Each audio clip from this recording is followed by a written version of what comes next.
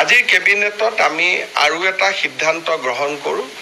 আপোনালোকে জানে যে দীৰ্ঘদিন ধৰি অসমৰ প্ৰাথমিক বিদ্যালয় শিক্ষক সংস্থা আৰু আনসকলে এটা দাবী কৰি আহিছিল যে প্ৰধান শিক্ষকৰ পদ প্ৰাথমিক বিদ্যালয়বিলাকত হ'ব লাগে। ইতিমধ্যে আমি এইটো সিদ্ধান্ত লৈছিলোঁ যে য'ত 150 ছাত্ৰ ছাত্ৰী আছে তাতে প্ৰধান শিক্ষক পদ আমি সৃষ্টি কৰিম।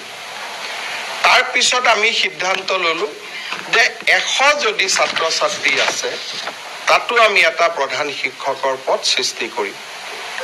এই প্ৰক্ৰিয়া ইতিমধ্যে আৰম্ভ হৈছে।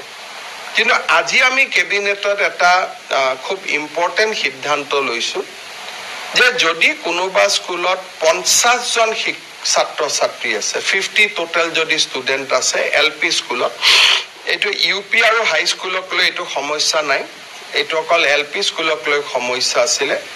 যদি 50 জনো ষ্টুডেণ্ট আছে তেতিয়াহ'লে তাত আমি এটা প্ৰধান শিক্ষকৰ পদ সৃষ্টি কৰিম।